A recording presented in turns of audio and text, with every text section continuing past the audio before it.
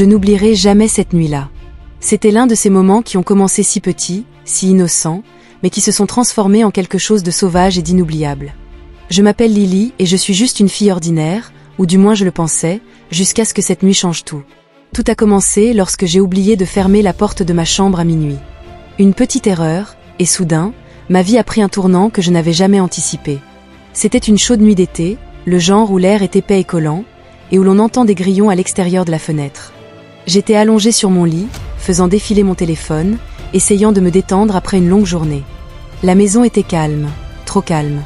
En fait, ma mère et mon beau-père dormaient profondément en bas, et je pensais que mon demi-frère Rufus était dans sa chambre, probablement en train de jouer à des jeux vidéo comme il le faisait toujours. Rufus et moi n'étions pas très proches, mais nous nous entendions bien. Il avait quelques années de plus que moi, était grand, avec des cheveux noirs en bataille et un sourire qui donnait l'impression qu'il préparait toujours quelque chose. Je n'y avais jamais vraiment réfléchi jusqu'à cette nuit-là. Alors que j'étais sur le point d'éteindre ma lampe, j'ai entendu un léger coup sur le cadre de ma porte. Mon cœur a fait un bond. J'ai levé les yeux et j'ai vu Rufus appuyé contre le mur, les bras croisés, comme s'il était là depuis un moment. Ses yeux brillaient dans la faible lumière et son sourire était plus large que d'habitude. « Salut Lily », dit-il d'une voix basse et douce. « Je n'arrive pas à dormir. » Je me suis redressée en tirant ma couverture plus près de moi. « Ah, pas vraiment, et toi ?» Il a haussé les épaules et est entré sans attendre d'invitation. C'est là que j'ai réalisé que ma porte était toujours grande ouverte. J'étais tellement absorbée par mon téléphone que je n'avais pas pris la peine de la fermer. D'habitude, je la fermais bien fort chaque soir, par habitude, je suppose, mais ce soir-là, j'avais oublié, et ce petit faux pas a tout déclenché. Rufus s'est laissé tomber sur le bord de mon lit, aussi décontracté que jamais. « Je m'ennuie », dit-il en étirant ses bras au-dessus de sa tête. Je pensais que nous pourrions peut-être parler, ou quelque chose du genre. J'ai haussé un sourcil. « Depuis quand veux-tu me parler ?» Il a ri d'un rire doux et facile qui a rendu la pièce moins vide. « Allez, ne sois pas comme ça. Nous vivons dans la même maison, mais nous traînons à peine ensemble. » Je me suis dit, pourquoi pas. Maintenant, je ne savais pas quoi dire. Rufus et moi étions demi-frères et sœurs depuis environ 3 ans, depuis que ma mère a épousé son père. Nous avions toujours gardé nos distances, non pas par aversion, mais simplement parce que c'était comme ça. Il avait sa vie, j'avais la mienne, mais il était là, assis sur mon lit à minuit, comme si c'était normal. « Ok », ai-je dit lentement, serrant toujours ma couverture. « De quoi veux-tu parler ?» Il s'est penché plus près, sa voix tombant à un murmure. « N'importe quoi, tout. Je ne sais pas, j'ai juste l'impression qu'on devrait mieux se connaître. » Mon estomac a fait un petit retournement. Il y avait quelque chose dans sa façon de le dire, quelque chose que je n'arrivais pas à cerner. Ses yeux se sont fixés sur les miens, et pour la première fois, j'ai remarqué à quel point ils étaient intenses, comme s'ils cherchaient quelque chose en moi. J'ai dégluti difficilement, soudainement consciente du silence dans la maison et de ma porte encore ouverte. « Rufus, ai-je commencé ? Il est tard, peut-être qu'on devrait se détendre. » Il a coupé son sourire, s'adoucissant. « Je ne suis pas là pour te faire peur. C'est juste que j'ai pensé à toi ces derniers temps. Ça m'a pris au dépourvu. » Pourquoi s'est-il rapproché ? Son genou frôlait le mien sous la couverture. « Je ne sais pas, tu es cool, Lily, différente. Je t'ai vu partout, toujours en train de faire ton truc, et je suppose que je suis devenu curieux à propos de toi. » Mon esprit s'est emballé. Je n'étais pas habituée à ce qu'un garçon comme lui me remarque. Je veux dire, je suis juste moi, taille moyenne, cheveux bruns, rien de spécial. Mais la façon dont il me regardait m'a fait sentir que j'étais peut-être plus que ça. « Que veux-tu dire par curieux ?» ai-je demandé, ma voix à peine plus haute qu'un murmure. Il a hésité, puis s'est penché encore plus près. Je pouvais sentir le léger parfum de son eau de Cologne, quelque chose de boisé et chaud. Je veux dire, je suis intéressée par toi, vraiment intéressée. Mon souffle s'est bloqué dans ma gorge. Intéressée ? Mon demi-frère ? Ça ne pouvait pas arriver. Mon cerveau m'a crié d'en rire, de le repousser, de dire n'importe quoi, mais mon corps refusait de bouger. Je l'ai juste regardé fixement, mon cœur battant si fort que j'aurais juré qu'il pouvait l'entendre. « Rufus, on ne peut pas », ai-je commencé, ma voix à peine plus qu'un murmure. Il a levé une main pour m'arrêter. « Écoute-moi juste », dit-il rapidement, sa voix stable, presque suppliante. « Je sais à quoi ça ressemble, je comprends, mais je ne peux plus ignorer ça. J'ai essayé. Crois-moi, tu es différente, Lily. Tu es intelligente, tu es drôle, et il y a quelque chose en toi qui me comprend comme personne d'autre. Je veux être plus proche de toi. » Ces mots m'ont fait froid dans le dos, mais pas le genre qui me donne envie de fuir. C'était quelque chose de complètement différent, quelque chose de dangereux, quelque chose de palpitant. Je peux te guider, continua-t-il, ses yeux rivés sur les miens. Te montrer des choses où l'on pourrait s'amuser. Amusant. Ce mot flottait dans l'air comme un fil électrique crépitant de non-dit. J'aurais dû le faire taire immédiatement. J'aurais dû rire, lui dire qu'il était fou et le pousser dehors, mais je ne l'ai pas fait. Au lieu de cela, je suis restée assise là, gelant mes pensées, un fouillis de choc, de peur et de quelque chose de bien plus troublant. La curiosité. Que voulait-il dire par me guider? De quel genre d'amusement parlait-il? Une partie de moi, la partie rationnelle et logique, savait que c'était mal. Elle savait que si je disais oui, je mettais les pieds sur un terrain dangereux, un endroit d'où je ne reviendrais peut-être jamais. Mais une autre partie de moi, celle que je ne voulais pas reconnaître, était intriguée. Je ne sais pas, Rufus, ai-je finalement dit, ma voix à peine stable.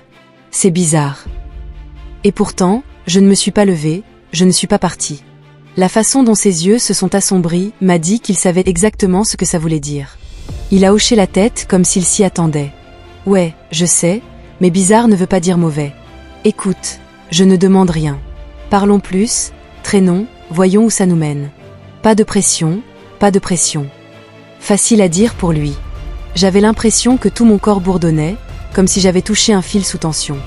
Mais ensuite, il a fait quelque chose qui a fait pencher la balance. Il a tendu la main et a brossé une mèche de cheveux derrière mon oreille, ses doigts s'attardant juste une seconde de trop. Ma peau picotait là où il m'avait touché et je ne pouvais pas détourner le regard. Ok, ai-je chuchoté, croyant à peine que le mot sortait de ma bouche. Mais nous devons garder ça secret. Maman et ton père ne peuvent pas savoir. Personne ne peut savoir.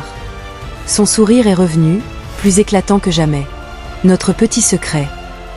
Et juste comme ça, j'avais franchi une ligne que je ne savais même pas avoir tracée. Je tirai la porte ouverte derrière lui, soudainement consciente que ce moment ne pouvait pas être repris. J'y ai jeté un coup d'œil, mon estomac se tordant. Peut-être que tu devrais fermer ça, dis-je en hochant la tête vers le couloir. Rufus a ri et s'est levé en poussant la porte avec un léger clic. Le son résonna dans ma tête comme un verrou qui s'enclenche. Pas de retour en arrière maintenant. Cette première nuit, nous avons juste parlé la plupart du temps. Rufus est resté sur mon lit, affalé comme s'il était le propriétaire des lieux, et nous avons chuchoté sur tout. Les films, les choses stupides pour lesquelles nous nous disputions quand nous sommes devenus demi-frères et sœurs.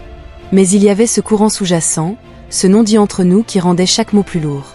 Il riait à mes blagues et je me surprenais à sourire trop. Il me poussait la jambe avec la sienne et je ne m'éloignais pas. Les heures passèrent et l'horloge sur ma table de nuit clignotait 3 heures du matin. Mes yeux étaient lourds, mais je ne voulais pas qu'il parte, pas encore, et il ne semblait pas pressé non plus. « Tu es différent de ce que je pensais », a-t-il dit à un moment, sa voix douce. « J'ai toujours pensé que tu étais juste silencieuse, mais tu as ce feu en toi.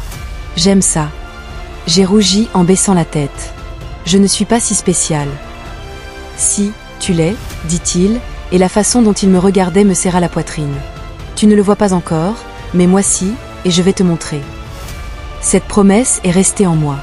Montre-moi ce que je n'ai pas demandé, mais que je voulais savoir. Les semaines suivantes se sont écoulées dans un brouillard d'instants volés et de secrets chuchotés. Rufus et moi sommes devenus experts pour nous éclipser inaperçus, en nous créant du temps où nous le pouvions. Quand la maison était vide, quand les autres dormaient, quand le silence était notre plus grand allié. Au début, ce n'était rien de plus que des regards persistants au petit déjeuner, le frôlement accidentel du bout des doigts dans le couloir, des conversations nocturnes qui se prolongeaient jusqu'à l'aube. Mais sous tout cela, quelque chose mijotait, devenant plus fort à chaque battement de cœur, chaque mot non dit. Puis vint la nuit où tout a changé. Il s'est présenté à ma porte à nouveau, mais cette fois, j'étais préparée. La porte était verrouillée, j'avais appris ma leçon.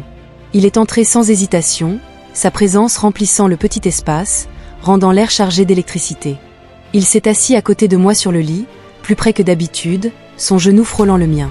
Je l'ai senti partout. Pendant un long moment, il m'a juste regardé, ses yeux sombres scrutant mon pouls, bourdonnant dans mes oreilles. « Tu me fais confiance, n'est-ce pas ? » « Qu'est-ce que tu es ?» demanda-t-il d'une voix basse, presque un murmure. Mon souffle s'accéléra. La partie logique de moi hurlait de faire attention à mettre de la distance entre nous avant qu'il ne soit trop tard, mais l'autre partie, celle qui avait déjà commencé sur ce chemin, hocha la tête avant que je puisse y réfléchir à 2 fois. « Ouais, dis-je, ma voix à peine stable. » Un lent sourire se dessina au coin de ses lèvres. Délibérément conscient du bien, murmura-t-il en se penchant un peu plus près. Parce que je veux aller plus loin. Ces mots me firent frissonner. À ce moment-là, je compris qu'il n'y avait pas de retour en arrière possible. Ma bouche devint sèche. Je savais ce qu'il voulait dire, ou du moins je le pensais, et j'aurais dû dire non. J'aurais dû m'arrêter là, mais je ne l'ai pas fait. J'étais prise par lui, par le frisson de tout cela, par la façon dont il me faisait sentir comme si j'étais quelqu'un de nouveau, quelqu'un d'audacieux. « Ok, dis-je, ma voix à peine un souffle, mais nous devons être prudents, vraiment prudents. » Il rit doucement et chaleureusement. « Ne t'inquiète pas, je t'ai eu, et il l'a fait. » Cette nuit-là, les choses ont changé. Nous avons franchi une ligne, tranquillement, secrètement, dans le noir de ma chambre. C'était intense, bouleversant, et je ne vais pas mentir, j'ai beaucoup apprécié. Rufus aussi, je pouvais dire qu'il était doux mais sûr, comme s'il avait planifié cela depuis plus longtemps que je ne le pensais. Et quand ce fut fini, nous étions allongés là, respirant fort, le silence nous enveloppant comme une couverture. « Tu vas bien ?» murmura-t-il en croisant ses doigts sur mon bras. J'ai hoché la tête en retenant encore mon souffle. « Ouais, tu vas mieux que bien, » dit-il, et je pouvais entendre le sourire dans sa voix.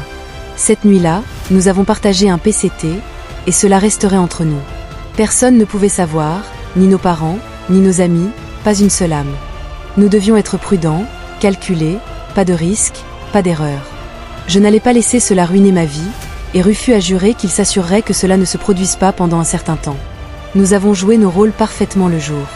Nous n'étions que des demi-frères et sœurs, nous levions les yeux au ciel, nous nous chamaillions à propos de la télécommande, faisant semblant d'être indifférents. Nous parlions d'une voix saccadée, évitant tout contact inutile, gardant l'air normal. Mais quand le soleil se couchait, quand la maison tombait dans le silence, c'était différent. Les regards volés duraient plus longtemps, les contacts persistaient, la tension crépitait dans l'air entre nous. Chaque instant que nous volions était ressenti, comme s'enfoncer plus profondément dans quelque chose qu'aucun de nous ne pouvait nommer. Mais cela ne semblait pas mal, cela semblait inévitable, comme si nous construisions quelque chose que personne d'autre ne pouvait voir, quelque chose qui nous appartenait à nous seuls. Chaque nuit, quand le reste du monde disparaissait, ce monde secret devenait le seul qui comptait. Mais les secrets ont une façon de passer à travers les mailles du filet, n'est-ce pas? Peu importe à quel point vous êtes prudent et combien de précautions vous prenez, il suffit d'une erreur stupide et insouciante. Cette nuit-là, je pensais que nous étions en sécurité. Je pensais que Rufus était déjà allé dans sa chambre, que nous en avions fini pour la nuit. Alors je n'ai pas vérifié la porte, je ne l'ai pas verrouillée, et c'était tout ce qu'il a fallu. Je sombrais dans le sommeil et me réveillais quand j'ai entendu le doux bruit du plancher. Mes yeux se sont ouverts et il était là, se glissant à l'intérieur comme une ombre. Mon souffle se bloqua dans ma gorge. « Rufus, qu'est-ce que tu fais ?» ai-je commencé, mais il a pressé un doigt sur ses lèvres, fermant la porte derrière lui. « Détends-toi » murmura-t-il en montant sur le lit à côté de moi. Je ne pouvais pas dormir, j'avais besoin de te voir. Mon pouls s'est accéléré, non seulement d'excitation mais de quelque chose d'autre, un éclat de malaise. Nous avons convenu de ne pas prendre de risques, murmurai-je, ma voix serrée. Et si quelqu'un entend? Il ne le fera pas, dit-il avec une confiance inébranlable. Tout le monde est endormi. Nous étions prudents, si prudents. Pas un son, à peine un mouvement. Mais ensuite, c'est arrivé. Un changement dans l'ombre, un scintillement de mouvement à l'extérieur de la porte. Mon estomac se serra. Je n'avais pas vérifié la serrure, et avant même que je puisse réagir, la porte s'ouvrit. Le temps se figea. Ma mère se tenait dans l'embrasure, son visage pâle, ses yeux écarquillés d'horreur. Sa bouche s'entr'ouvrit comme si elle essayait de former des mots, mais aucun ne vint. Rufus se raidit à côté de moi, chaque once de sa confiance habituelle s'évaporant. J'ai tiré la couverture jusqu'à mon menton, ma peau brûlante, mon cœur battant contre mes côtes. C'était ça, le moment. Tout s'est brisé. Lily. Rufus. La voix de ma mère trancha l'air, aiguë et tremblante. Que diable se passe-t-il? Ma gorge se serra, je ne pouvais pas respirer, je ne pouvais pas penser. Rufus ouvrit la bouche, balbutiant quelque chose, une excuse, un mensonge, n'importe quoi. Mais cela n'avait pas d'importance, la vérité était déjà sortie, pendante et épaisse dans le silence entre nous. Alors vint le chaos, des hurlements, des accusations. La voix de ma mère se brisait alors qu'elle exigeait des réponses que je n'avais pas. Mon beau-père fit irruption dans la maison comme un homme possédé, son visage rouge de fureur.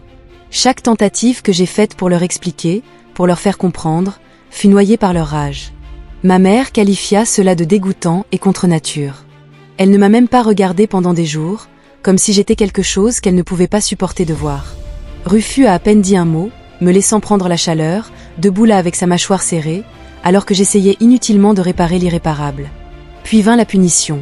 Ils envoyèrent Rufus chez sa tante, loin de moi, loin du désordre que nous avions créé. J'étais cloué au sol, indéfiniment piégé dans les murs d'une maison qui ne ressemblait plus à un foyer.